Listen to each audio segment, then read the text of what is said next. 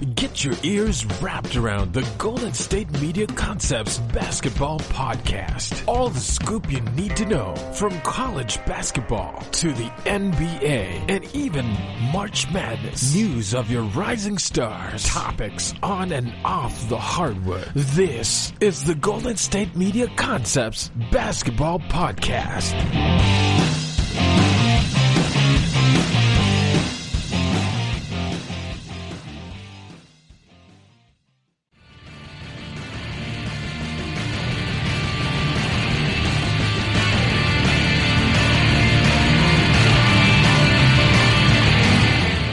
Welcome into the GSMC Basketball Podcast here at the GSMC Podcast Network.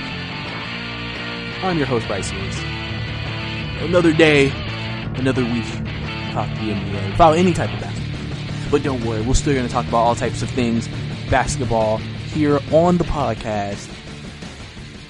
Obviously, I hope everybody's staying safe out there during this pandemic, washing your hands, making sure you're staying clean so nobody else gets it. Obviously, the coronavirus has hit the nation, and we're still dealing with the effects, and we don't know how long it's going to keep us without basketball. But I will try to keep you guys as informed and entertained if anything new comes down, any news with any players, anything like that. Also, we're going to talk about just things in basketball in general. So I'm going to continue today my seasons in review. Where, like, last week when I explained this to you guys, I said, I'm going to do by conference. Like in terms of divisions. I'm not doing it. I'm going to do it by conference though. So I'm doing the entire Eastern Conference. So we're going to do another 5 Eastern Conference teams today. I will give you each of them a segment to break down their season, what they were to start the season, what they were before the season, during the season now, and what they look like going into the off season if the season truly is going to become canceled.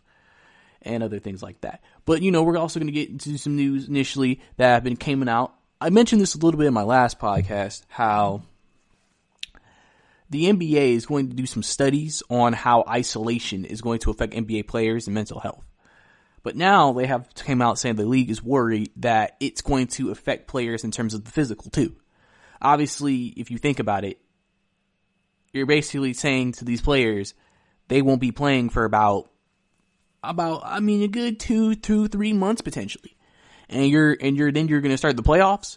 What you're dealing with is a lot of players are going to be out of shape, especially for quarantining. I mean, yeah, you can stay in shape in your house, but you can only stay in shape so much. In terms of game shape, you need a couple of games.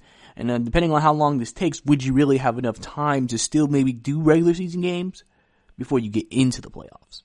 So that's kind of the big thing here. And the NBA is concerned that the players will be out of shape. They are concerned that the players will not be in the right state of mind. By the time you come back, you don't really want to start the playoffs with players trying to get their feet back under them again after you just come back from the season. So this is why some people think the NBA season might go ahead and get canceled, because players right now, of course, are like, oh yeah, we want to play right now. We want to play right now. We want to play as soon as possible. But then when time goes by, you might decide and be like, okay, well, hold on a second.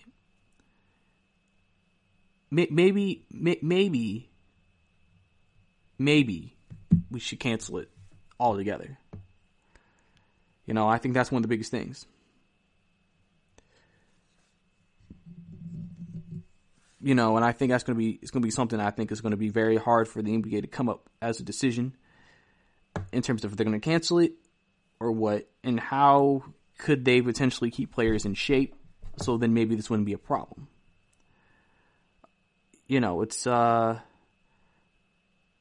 It's very difficult.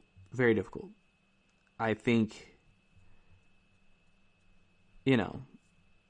also, you have to be realistic and you have to be honest here. You have players who, again, if they don't come back in let's say 2 months, one of the big issues in playoff basketball is usually you've played for a minute, your feet's under you, your in-season body's under you, and everything. You try to come back 2.5 months to playoff basketball, injuries could go up, so injuries to star players could potentially happen. Because remember, you're going harder than you do in the regular season. Like regular season, some teams like to coast out, especially if you're one of the better, more talented teams. Some teams like to coast a little bit. And basically, even though they're coasting, you're creating this atmosphere where it allows them to get time to get feet underneath them. If you go into the playoffs, you're not going to have that time. Playoffs, every game matters. You only got 4 games to lose, and then you're out. So you're going hard from the get-go, and you haven't played basketball in 2.5 months.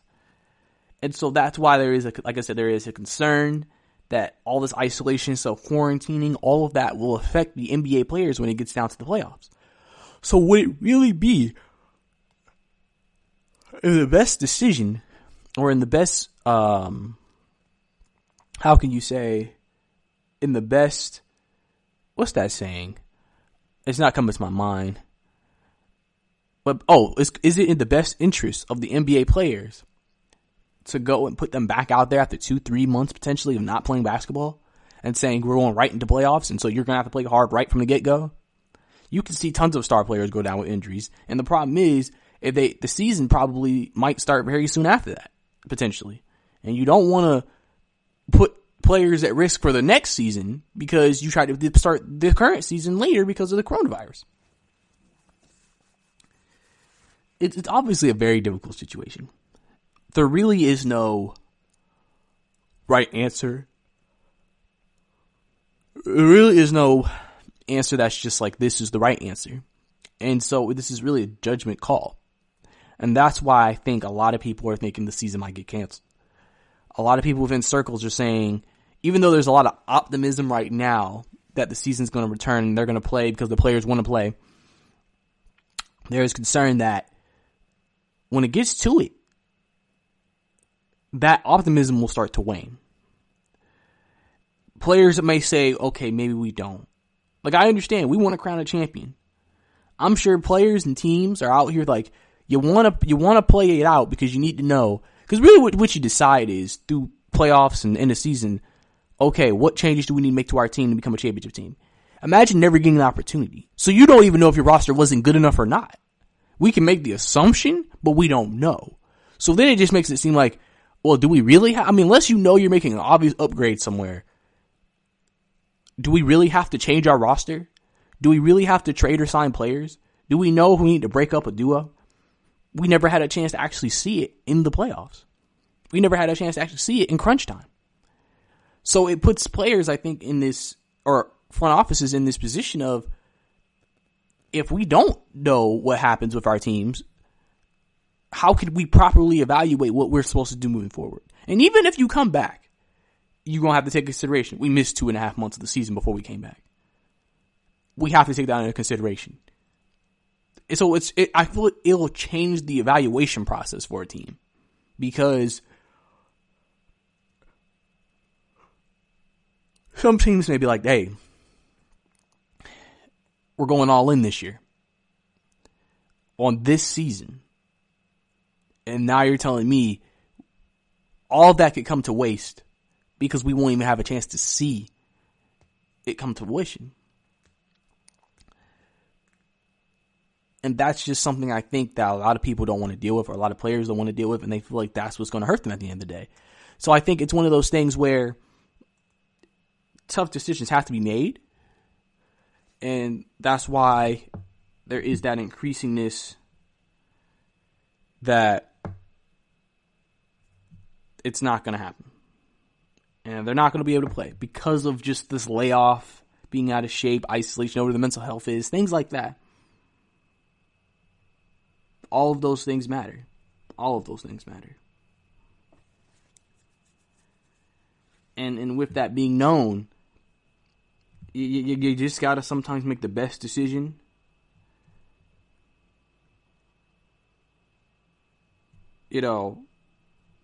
For just making a decision you think is right, but may not be the most part right. So it's just important to make sure you do what you got to do out there from the league's perspective when making this decision in 30 days of what they want to do or how they're feeling about the season so far. Because you want to make sure you make the best decision in best interest of the players and in best interest of the teams.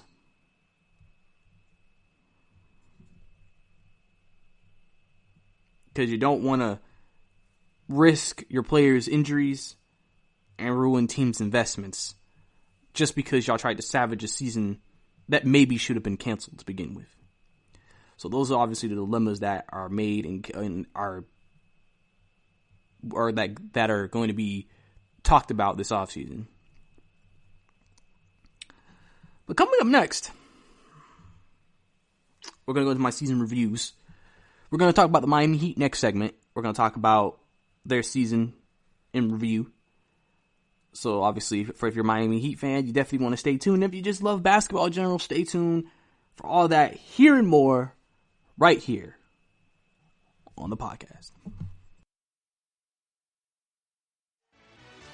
Are you looking for the very best NFL and college football podcast? Then check out the GSMC Football Podcast. Get the latest football news both on and off the field. From the NFL Draft to trades to the rumor mill to the NFL Combines. They got you covered. That's GSMCpodcast.com/football-podcast. Get updates on college rivalries, game day insights, and much, much more. It's football talk the way you want it. This show eats, sleeps, and breathes football. Don't forget to like them on Facebook and follow them on Twitter. Visit GSMCpodcast.com for more info.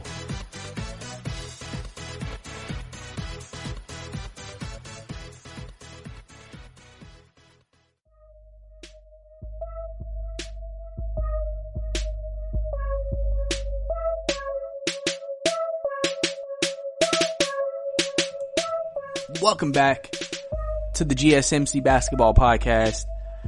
Last segment, we discussed the NBA's concerns with potentially bringing back the season because of the fact that players are isolated and they're going to become out of game shape, and that can increase the risk of injuries and other things to happen that might not be worth going through. And so maybe canceling the season is more likely than we think it is. Because right now, there is a lot of hype that they're going to keep the season. They're determined to bring the season back. It's just a matter of when. But there is that concern that, are you putting players at risk because you're putting their body back out there into playoff settings, or what? You don't know. Because obviously, I think ideally the league would like to have some regular seasons games. Like maybe play out the rest of the regular season. So then players can get their feet back under them. But then going to playoffs instead of just going smack playoffs, because now it's playoff basketball. You got to go hard from the start. And remember, you haven't played in 2-3 months. That could result in many injuries of just not being in game shape because nobody's played basketball. So obviously that's a risk that I'm sure a lot of people probably don't want to take. But now we're going to get into my teams of season review for the rest of the show. And this segment, we're going to talk about the Miami Heat. So obviously we know that Miami Heat, they have been a team for the last couple of years, ever since LeBron, where they were never bad, but they were never great. Their best year probably was the year after LeBron when they still had Bosh, and Bosh was playing at an all-star level, Wade was playing well, and then Bosh had the blood clots, and it made you kind of wonder how good that Miami team could have been. But ever since then, they've still been relevant. They just haven't been a team that's in championship consideration. So what we're realizing what's happening is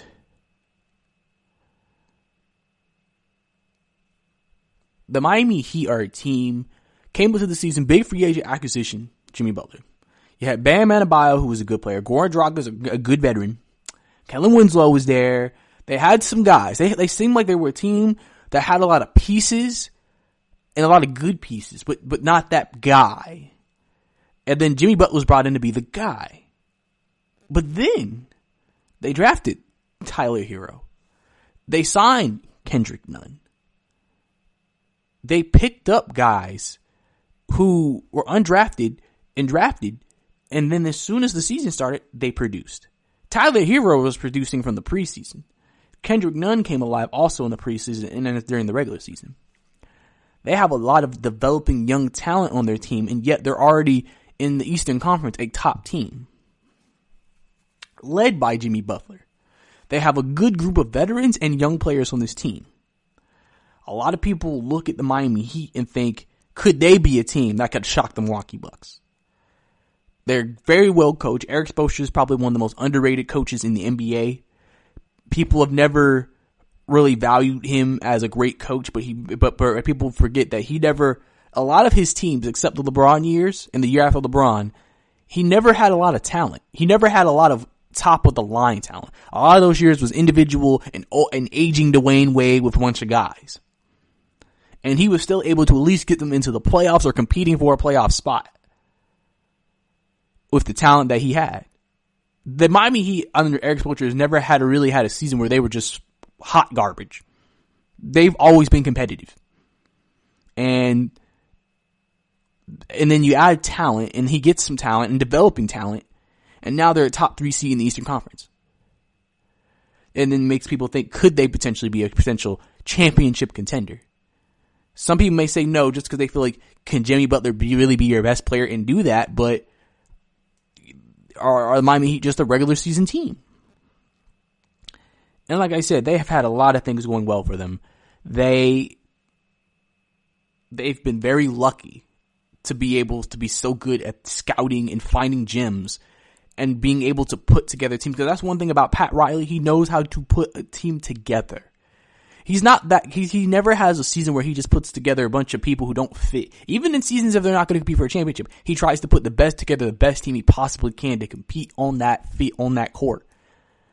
And Eric Spoelstra is good enough of a coach to get the most out of all of those players.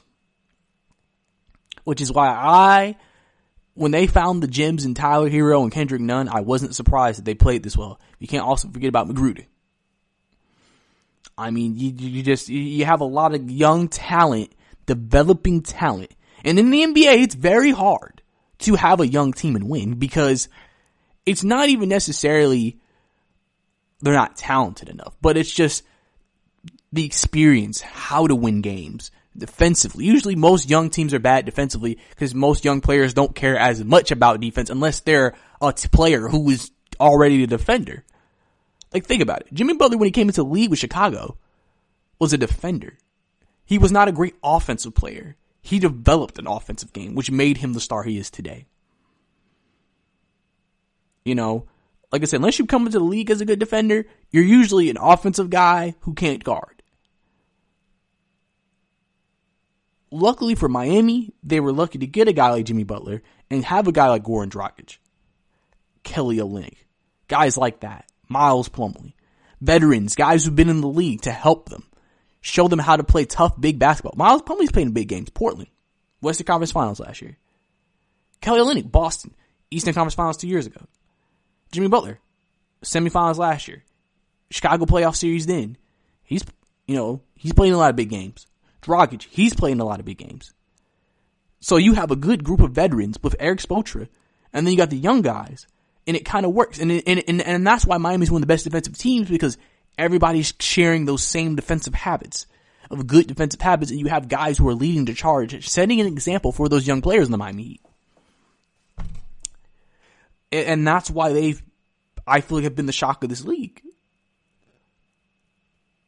Obviously for them, when it gets to the bigger teams, obviously defense is going to be important.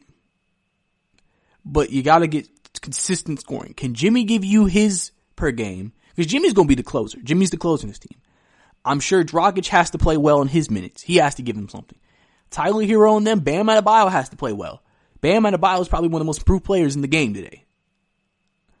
Everybody's going to have to play well. It's going to have to be a group effort because that's the way their team is constructed. It's a group effort. It's not Jimmy gets 40 and everybody else somebody just has to give 20, 15, and 10 and just give enough support with the rest of the cast. This is a team where anyone can kind of have a big night. Obviously, you expect Jimmy to be the guy who consistently has a big night, but you feel like you have enough talent at the other positions where you should consistently get it from someone else. But there's not a definitive guy. It's multiple people. And obviously, going into this offseason, Miami doesn't really have too many big decisions. Obviously, about a year or two, they're going to have to give Bam Adebayo a big contract. Like I said, Jimmy's locked down for a couple of years. Unless they can maybe try to pick up another big-time free agent, I don't see this Miami team changing too much. I'm sure Derrick Jones Jr. is going to be there. I feel like this is a team that will probably get a couple of years together. You'll obviously make a couple of bench additions if you feel like it's beneficial to the team here and there. But from a team perspective, when the playoffs gets back, they're probably one of the most intriguing teams to watch because some people think they're a good story, but not a good team. Like they're a good team, but they're a great story, but not a great team. So when it gets to the playoffs, they'll lose in the first round. Some people think they're for real and they'll be able to go all the way to the Eastern Conference Finals, potentially the NBA Finals. It just really depends on you. It depends on your mindset and how you view this Miami Heat team. I think this Miami Heat team has the capabilities of beating any other team in the Eastern Conference. I think they can beat Boston. I really do. I think they can beat Toronto. I think they can beat Indiana. But at the same time, all those teams can beat them. They're one of those teams where you just don't feel like, they're head and shoulders. Like Milwaukee, you expect them to get to the Eastern Conference Finals. There's no one else really in the Eastern Conference, maybe Boston now, that you expect to get there. Everybody's kind of like, well, any of these teams can make it because all these teams are, in some people's eyes, around the same level. But Miami is one of those people that some people will go with them and say, but out of all these teams, we think they'll be the one to maybe get that upset against one of the big time teams and beat all the other teams and then get to the Eastern Conference Finals and potentially the NBA Finals and represent the Eastern Conference. Miami has a great future ahead. A lot of things working for them. They just got to keep doing what they're doing, getting coached well, and they should be successful going into the future. But coming up next, we're actually going to talk about the Toronto Raptors season in review right here on the podcast. Check out the show that's built on the MMA. From the UFC to extreme cage fighting, they got the fights covered. Check out the GSMC MMA podcast. Get the latest news on past or upcoming fights. Join us as we talk to and about some of the biggest names in the MMA, past, present, and future. When it's the fight game, there's just one show to check out. GSMCpodcast.com/MMA-podcast. Don't forget to like them on Facebook and follow them on Twitter. Visit GSMCpodcast.com for more info.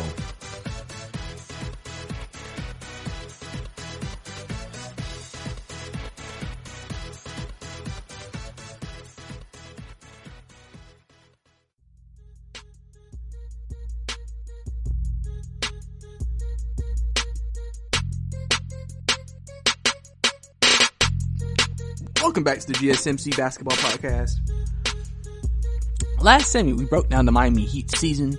I talked about the journey the Miami Heat came on from years ago or a year ago to now, how the additions of Jimmy Butler and Goran Dragic over these years has really helped this franchise stay afloat, and also Eric Spoelstra, big shout out to him just because he's been able to keep this team competitive every year ever since LeBron left. And Dwayne Wade was aging. And he's done a great coaching job, one of the most underrated coaches in the league.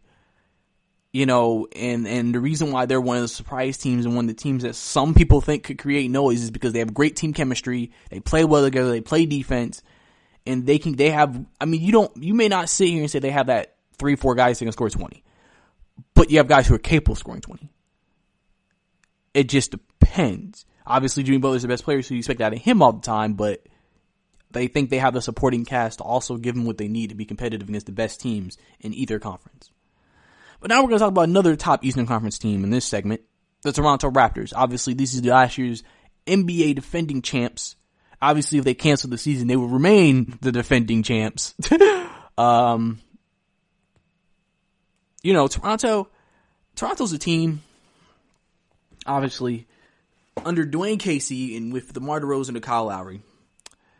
They were always a top team in the regular season. And they could probably beat any other team in the Eastern Conference playoffs.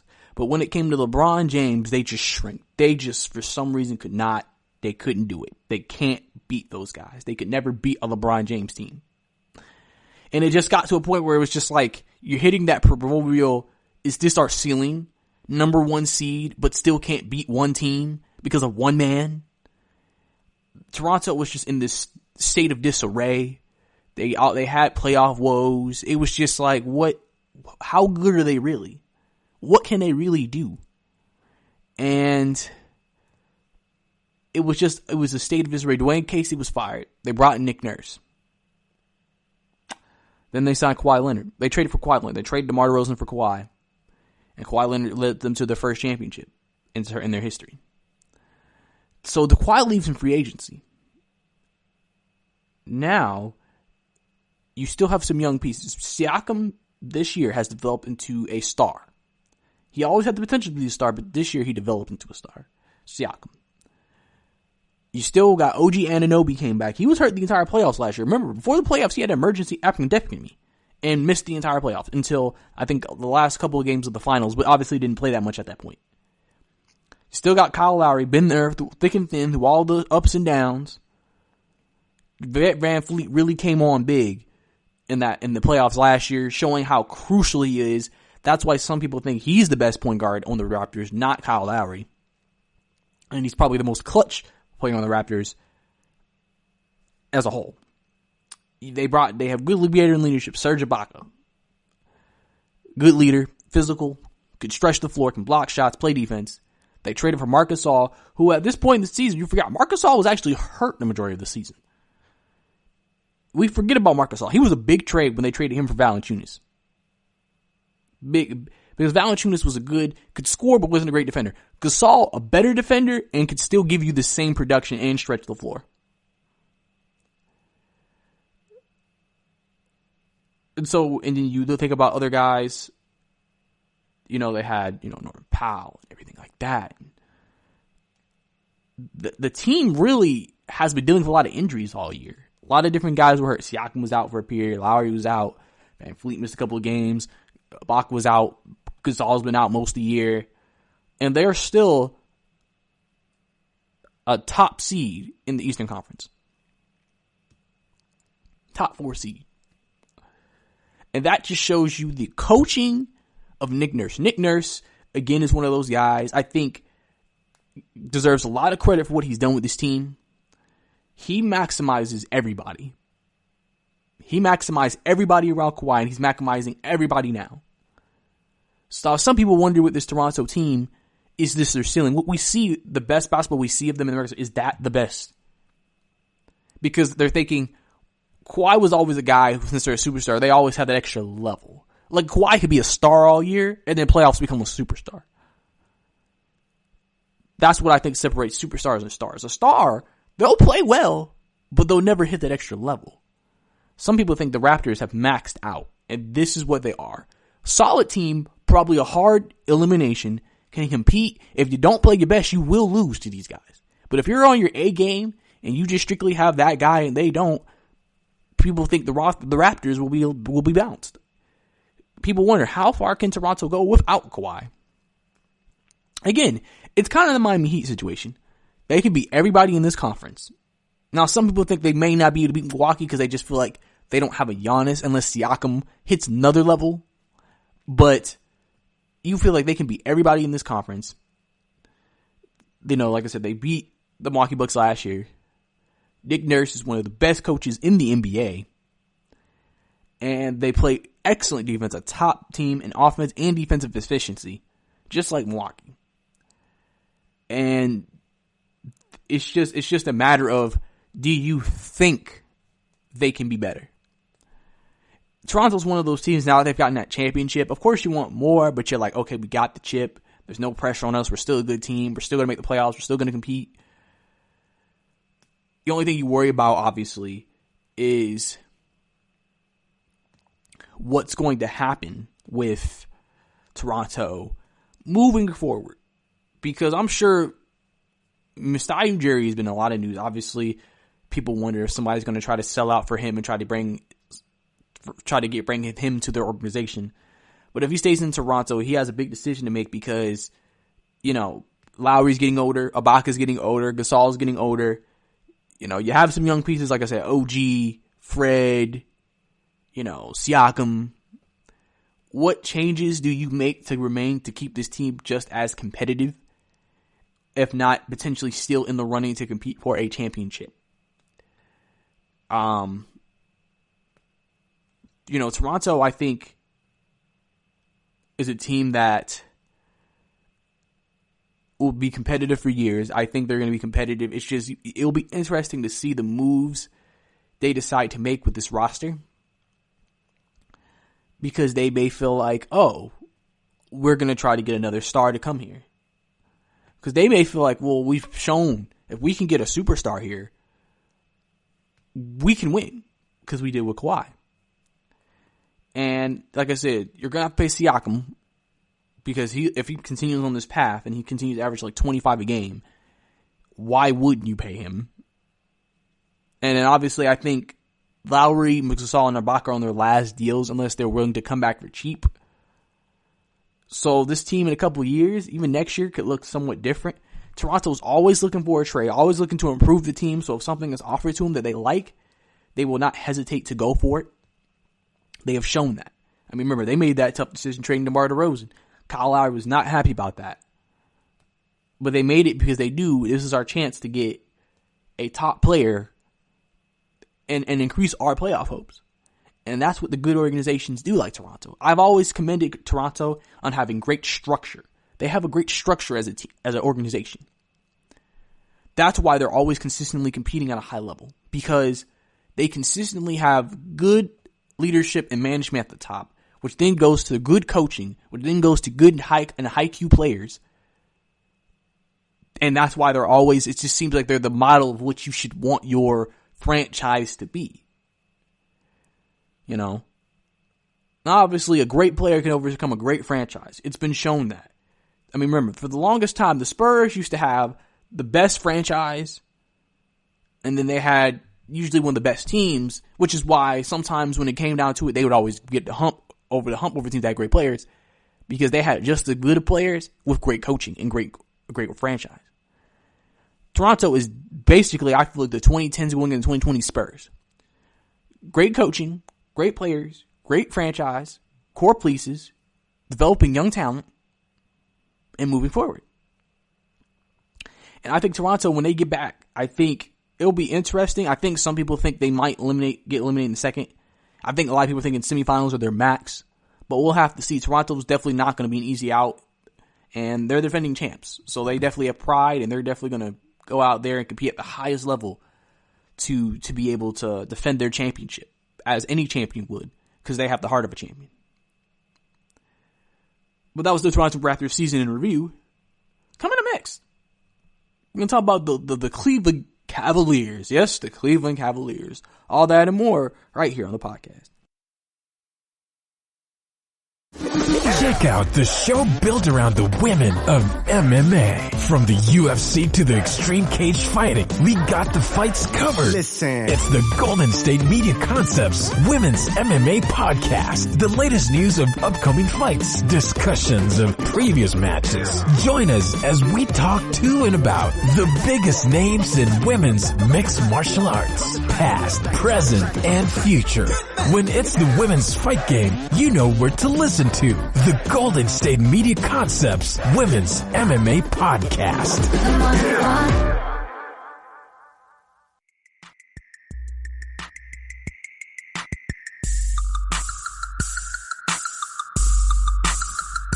Welcome back to the GSMC Basketball Podcast. Last segment, we talked about the defending champion Toronto Raptors, who could be your two-time defending champions, not because they won another game, but because they're going to have a second year as the defending champions if the NBA does not restart the season if they do not continue the season. I talked about how Nick Nurse, again, is one of the more underrated coaches in the league, and how this Toronto team is built and their structure is the model for what every NBA team should want their structure to be like on their franchise. As they are good from the top all the way down, high IQ players, high IQ coach, high IQ front office, and one of the best GMs in all of the league in Masai Ujiri. So clearly, the Toronto Raptors, we'll see what happens if the season returns where they'll go, but they definitely are going to be competitive for years to come. So, now we're going to get into the Cleveland Cavaliers. Yes, the Cleveland Cavaliers. So the Cleveland Cavaliers are a team that, for most of their franchise history without LeBron James, have been a very lowly franchise. Not a good franchise, barely have winning seasons. and everything. Obviously, their high point was when LeBron and Kyrie won them a championship in 2016, where they came back from a 3-1 deficit to beat the Golden State Warriors. They, this season, have been a mess. I mean, that's just as simple as you can put it. They're a mess. First mistake. And this is why I feel like Cleveland has always had the issue. Since since I've watched basketball. It's just front office personnel decisions. Outside LeBron, where he can cover up so many of your mistakes. When they've actually had to build a team without LeBron, they've made a lot of mistakes. Their first mistake was hiring Jim Beeline. He was the head coach at Michigan. College guy. Never coached in the NBA before. A lot of people were surprised by this hire because, like I said, he was a college guy. And nobody knew he was even, I guess, interested in the NBA or people were interested in, right? I mean, obviously also it's because he was an older guy too. So they hired him, right? Now, I will say they had some success with players they've drafted because they're usually getting lottery picks. Like before LeBron came back, they did get Kyrie Irving. They did draft some guys like Tristan Thompson. And they played decently. They've drafted well for this season. They have Colin Sexton, Darius Garland, Osman. Tristan's still there. Kevin's still there, even though there's been issues with that. We'll get to that. They've drafted some guys. They've signed some guys. They have some young talent. But they've never hit that superstar like they did when they drafted LeBron.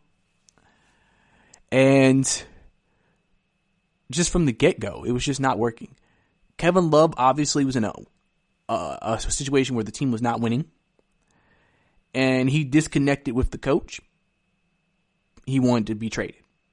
Everybody remembers what happened in one of those games where he called for the ball, I guess wasn't getting the ball, finally got the ball, and then threw it very aggressively. Some people consider that a temper tantrum on the court.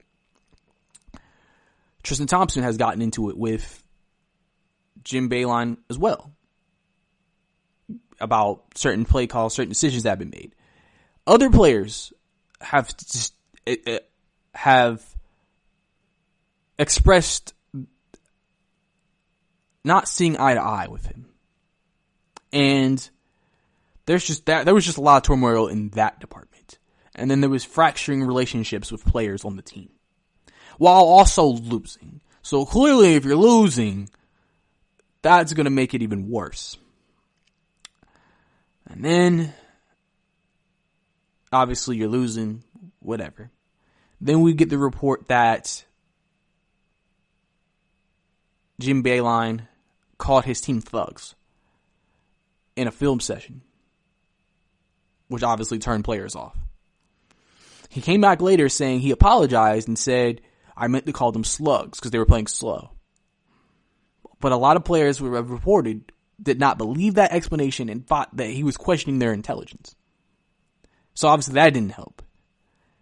And with all of that happening, that led to him in Cleveland, Jim Boeheim in Cleveland, deciding to part ways after the All-Star break. And I think this situation has just been such an interesting situation. Cleveland it just feels like Cleveland, when LeBron is not there, is constantly going through turmoil. But I always like to hark back to that decision hiring Jim Boeheim, because a lot of people just scratching their head, why was he the guy y'all went with? I mean, y'all could have had a better head coaching candidate. Some people say Dan Gilbert was tired of having someone can dictate things, a la LeBron. So he really just wanted to bring in somebody completely different. Their mindset was, we have a lot of young players, let's get a guy who works with young players. But they forgot the key element. It's different coaching players on a scholarship and are broke than coaching players who are not getting paid millions of dollars, even if they're that same age as that college player. They're not going to listen to you the same way. And you could tell from the get-go, he never connected. They said in the report, reporting on the fallout, he was considering leaving after the preseason. He knew he was in over his head, but he tried to stick it out, and it couldn't even get past the All-Star break. And if Cleveland ever wants to be a good franchise, remember what I told you, the last two franchises I just talked about, the Miami Heat and Toronto Raptors, are examples of what you want your franchise to be. And Cleveland is nowhere close to that. And if they want to be close to that, they have to change how they operate. They have to hire a good quality GM and let him work. Let him do his thing. You need to find you a good coach, a good teacher as a head coach. Don't think about, oh, we have a young player. We got to get somebody who's used to young players. Hire someone who will get the most out of his players, regardless of age, regardless of where he's coming from. Just hire the best candidate available. Just do that. And then, listen, you got some young guys. You're going to probably get another lottery pick this year. You draft another guy, and if he ends up being a good player, you got some guys, you get some good free agents. And then listen, you need to cut your losses with Kevin Love and Tristan Thompson. You can get something back for them. Try to get something back. Get draft picks. Get something. And build your team in an image where then with a team like Cleveland, with a city like Cleveland, a small city who isn't a big star town. Like Los Angeles, they don't want to see a young team be built. They want stars. They don't want young players. They want stars. Cleveland, they want young players that become stars. That's why they embrace LeBron so much. They don't, listen, if they get a star, that's fantastic. They're going to embrace him. Cleveland's a great fan base. Even when they're losing, they sell out games. But they like the organic build because of where they live. It's Ohio. Nobody looks at Ohio as big time. And so fans are going to relate to teams being built organically. And you got to build the team organically. Hire the right coaching, right staff, right coaches, right scouts. And then, if you do that, and let's say Cleveland becomes a playoff team, even if they're the 8th seed, they'll be heavily supported by this fan base, and the fans will be proud. And then you'll go through every challenge that every other coach goes through. How can we get this team to become a championship contender? What do we have to do? And then you have to make those decisions and the right decisions in that department. Basically, they haven't even been one of those teams that have just been good every year. They just haven't been competing for championship. They're always mediocre. They're always in the lottery. And it's hard to keep supporting a team like that. So if the Cleveland Cavaliers want to change their franchise's fortunes, they have to get it right from the top down. And once they do that, they can see their fortunes change and be able to put on a product that is appreciated by the NBA and their fans in Cleveland, even without LeBron James being there. So, that's basically how this goes. They got to do what they got to do. They got to do what they got to do. Simple as that. If they can do that, Cleveland can be relevant again. They have young players. They have young pieces. You just got to mix it all together and make something happen. But coming up next, that was Cleveland season review. We're going to talk about the Indiana Pacers right here on the podcast. Tired of searching the vast jungle of podcasts? Now listen close and hear this out. There's a podcast network that covers just about everything that you've been searching. Hey! The Golden State Media Concepts Podcast Network is here. Nothing less than a podcast bliss with endless hours of podcast coverage. From news, sports, music, fashion, cooking, entertainment, fantasy, football, and so much more. So stop lurking around and go straight out to the Golden State Media Concepts Podcast Network. Guaranteed to fill that podcast itch. Whatever it may be. Visit us at www.gsmcpodcast.com. Follow us on Facebook and Twitter, and download us on iTunes, SoundCloud, and Google Play.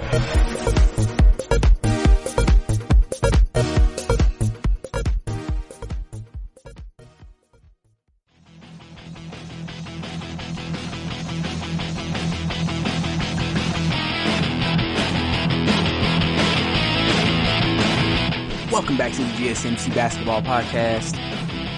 Last segment, I broke down the Cleveland franchise. I really feel like I was breaking down their franchise more than their season. I mean, their season wasn't good. I mean, it was what we expected. Not a great team. They made a horrible decision at head coach, which has been representative of how their franchise has been.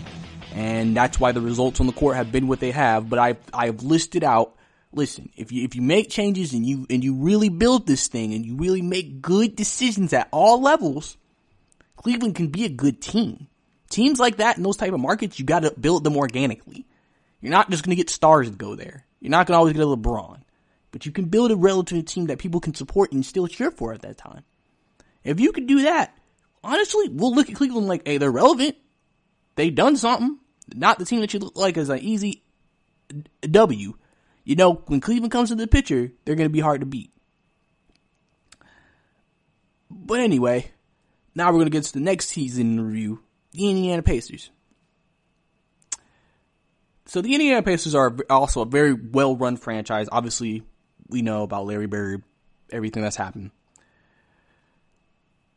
Their franchise, obviously, a couple years ago, Paul George was the star player. And they traded Paul George to Oklahoma City and got Victor Oladipo in return. In that trade, Indiana has remained competitive. 2 years in the playoffs. First year, Oladipo took LeBron James to Game 7, almost beat them. You have to say, out of all those games, I feel like that was the series they were almost eliminated in. Was the Indiana series. And if the Indiana had beat Cleveland, I mean, who says they can't make it to the East Conference Final? Who said they can't? But I digress. And then last year, Victor, before the playoffs, was injured and missed the entire season and most of this season, and just came back 2 months ago. And even without him, the Pacers still were a top 5 seed in the Eastern Conference. Toronto, it's like what I've said about Toronto and what I've said about Miami. They get the most out of their players. Nate McMillan gets the most out of his players. They have young guys. Miles Turner, good young player. They signed Michael Brogdon. He's another good young player. Sabonis has developed into an all-star. Can stretch the floor, average 20 and 80-10. They've always had a good overall roster. And obviously Victor Oladipo is their star. And like I said, they've always played well in every year, you know, since that Paul George trade. They've always played well. They're very well coached, great defensively, good offensively. Obviously, nobody has ever looked at them as a team to compete for a championship because they feel like your best player can't be Victor Oladipo and win, but they've been close to upsetting some teams. Some people think if Victor Oladipo played in the series last year against Boston, it would have went from a 4-0 sweep to maybe Boston getting eliminated. Some people think Victor could have swung that series tremendously if he was there. And it's funny because, you know, he was just getting his feet back under him when he came back, and now the season's gone. And now we may not see Victor Oladipo again for another few months. If the season returns this season, obviously you'll see him in the playoffs because Indiana will probably be in the playoffs. And we'll see how he looks then. Obviously, again, no one's looking at them as a team to upset anybody, but I mean, I have to say, you cannot sleep on this Indiana team. You cannot sleep on Nate McMillan. He gets the most out of these guys on a nightly basis because he tries everything he can to try to put the best possible product he can on the floor every night for that Indiana fan base. That's one thing I've said about Cleveland I've seen with Indiana. You know, Paul George was drafted there. So obviously that's why they love Paul George. But Indiana has always been a team throughout the last decade that has never signed a big free agent. They've built a lot of their guys they've drafted, like, you know, Roy Hibbert. You know, guys like, I don't think David West started in New Orleans, but he became a household name there. You know, Danny Granger. People forget about Danny Granger. Danny Granger was balling back in the day. Danny Granger. And like I said, Miles Turner now. They traded for Sabonis, but let's be honest. I feel like Sabonis is going to be there for a while. And they embrace players like that. They embrace players who develop and become good in front of their eyes. And they have all the potential in the world to you feel like if they could ever just add that star, they're one of those teams that if they're going to get a star, they have to trade. If free agents have their choice, you don't see them going to Indiana, but if they can trade for a star, then you would think, oh, they could be able to compete for a championship. Because they are a very well put together team. And like I said, if Victor Oladipo can be the player that we've seen him be 2 years ago, who knows what can happen with this team? Like I said, this year he was coming back from injury. He was trying to build his way back. He was trying to get back on top. Indiana's future looks extremely bright. Extremely bright. Because there's so much that could go right in the future. There's so much that could benefit them long term. There's so much that could help them move forward. They have a very good core. They have their core of players. Obviously, you're entering that part of your team during these years.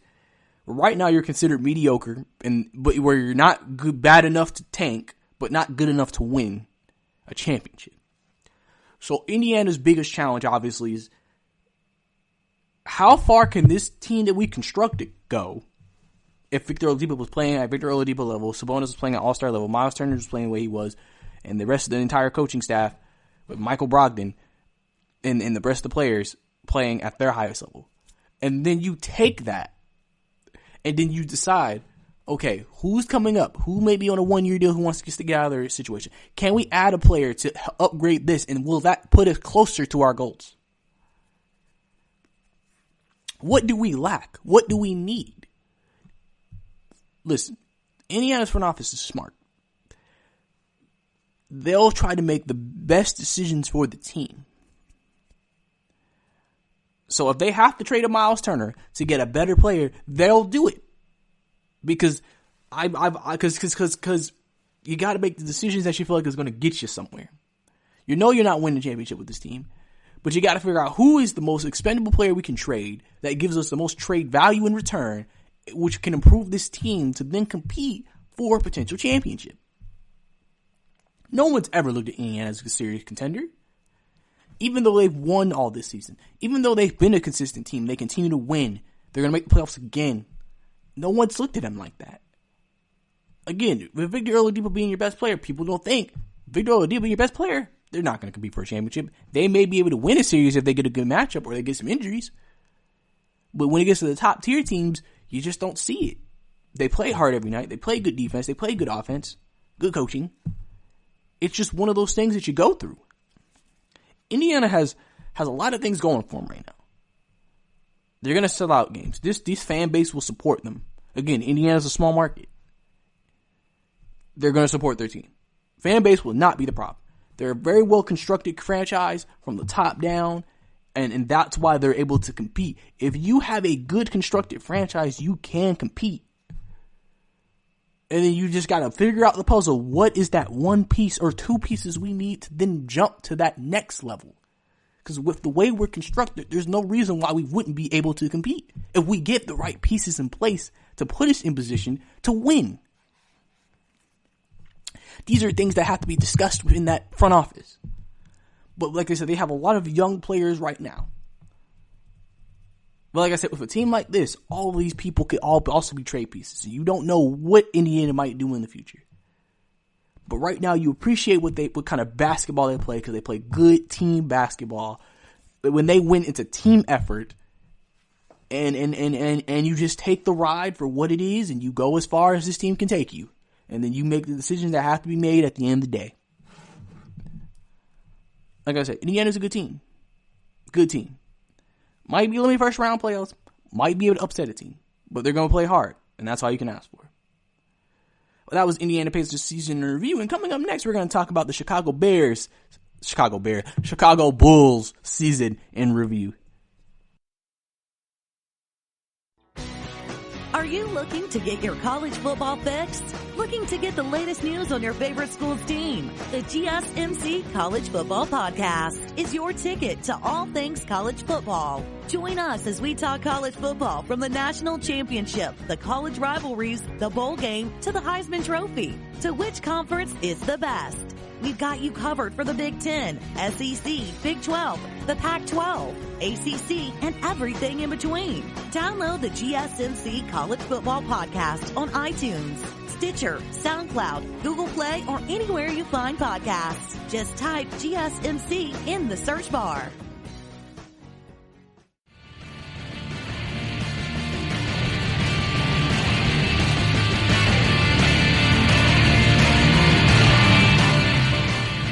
Welcome back to the GSMC Basketball Podcast. Last segment, we talked about Indiana Pacers this season in review. Well, they have been coming up to this point. Indiana's had a good season. They just play hard. They play well every night. They play their hardest basketball. They scrap and they win.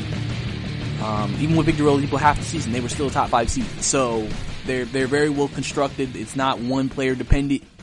Obviously, Victor Oladipo came back, got some games underneath him. They didn't have the greatest record when he came back, but that mean, they're trying to adjust him back into the lineup. But, obviously the season being postponed stopped that momentum, so we don't really know what would a Victor Oladipo would have got back to being Victor Oladipo. Obviously, if they come back, then maybe we'll see it, but we'll have to wait and see, obviously, during this hiatus that the NBA will be on during the coronavirus outbreak and going on, etc. But now we're going to get into my last team on this show, season in review, the Chicago Bulls. So, obviously, Chicago Bulls, ever since both Jimmy Butler and Derrick Rose has left, they have been very mediocre to lottery team every year. They seem to just, it feels like their biggest issue has been coaching. It feels like sometimes the coaches have been failing. Obviously, Fred Hoiberg, that didn't work. Obviously, the current coach now, they're like, It just feels like it's not working from that perspective. Obviously, Zach LaVine has been very outspoken about the current head coach now. He's been very outspoken about what's happened.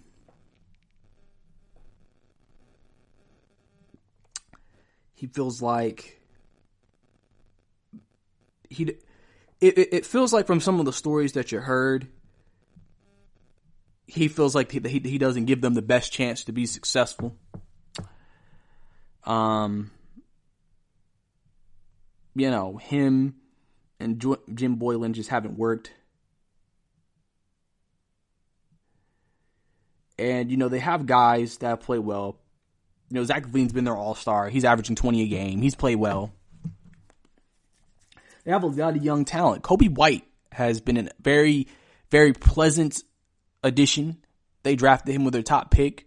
Came off the bench. He went on a stretch of average. He's hitting 30-point games. He seems like he definitely has a future in this league. You still got Wendell Carter. Good player. Good player. You still got Lauri Markkanen. You got guys. You got guys. Otto Porter, Chris Dunn. They have a lot of young guys on their team that you would think would be good. Denzel Washington, Thaddeus Young. There's a lot of potential. Now, they're obviously the only issue is they have so many young players, but really no veterans outside of Thaddeus Young. And I've told you with young teams, it's usually hard to have a young team, even if they're all talented, and win this league, just because they don't have the experience and the defensive prowess as other teams. Chicago has been a very lackluster team defensively. Offensively, they've been good. Defensively is where they've struggled. Defensively is where they struggled a lot. And it shows. And obviously, Zach LaVine's out here putting up big numbers, but if he can't stop nobody, Don't matter how big numbers is, you still gonna have to score more. That's why you probably feel like you have to score that, because ain't nobody, we ain't stopping nobody. So I have to drop 30 plus a night. And, Chicago, you look at this team, you just feel like they could just get that right coach and that right mixture of players. They have talent to be a team who ends up being a playoff team with plenty of talent in the future. Like that's the thing. They're one of those teams that you wait to take. You're waiting for them to take off. You're waiting for them to hit their stride with the talent that they have assembled. But something just seems like it's not mixing. It's not working. Something's holding them back. And right now, Chicago has had rumors about replacing head coach, maybe replacing some of the front office. Remember, Chicago needs a GM. They're trying to figure things out. And as soon as they can figure things out, this Chicago team can hopefully match its potential and be a very good team going into the future. Because that's what you think this team could be if they get the right system and players around.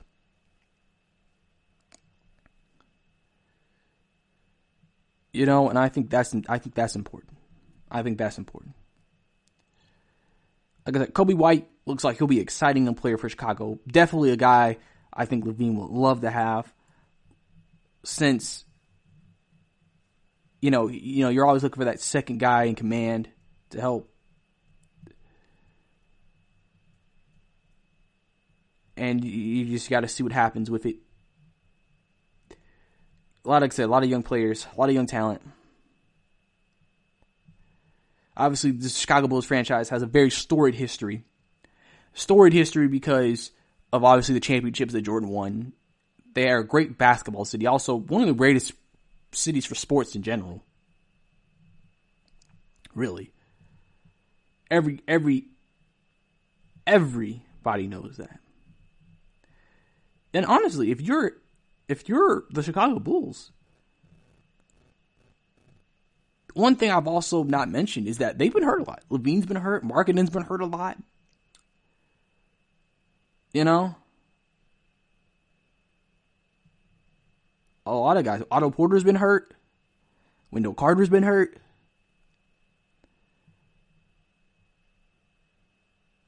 There's just a lot of things.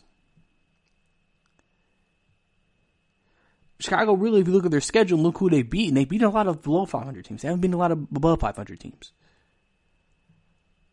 So you think, okay, they're to beat the teams they're supposed to beat, but they can't beat teams who are some of the better teams in the conference.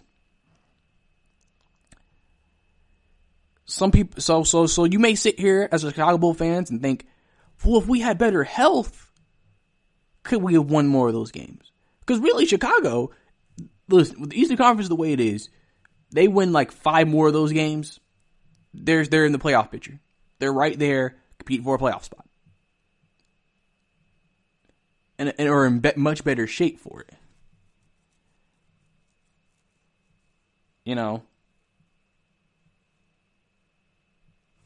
Obviously,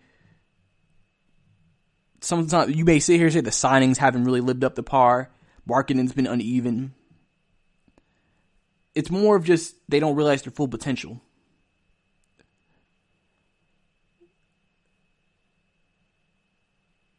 And there's just a lot of things that I think, as everybody knows, you just, to be good in this league, you have to just get the right mixture of everything. Unless you just got stars, when you're a team like Chicago, you just got to get a good mixture. You got to get breaks. You got to get no injuries or good health, good coaching, good decision making, things like that. You just got to get the right stuff to work out for you.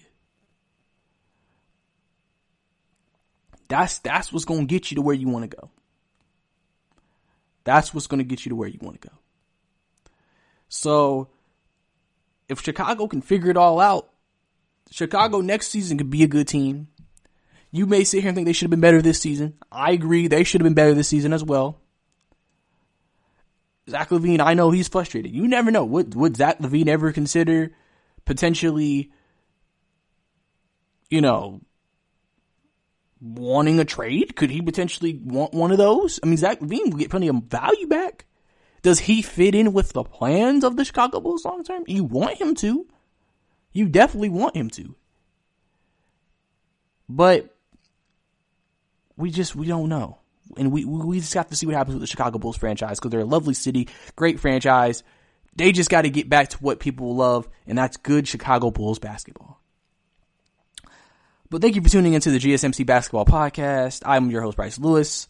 Don't forget to listen to all of our amazing podcasts here on the GSMC Podcast Network. Also, don't forget to follow us on social media, and I'll talk to you another time. Have a good day.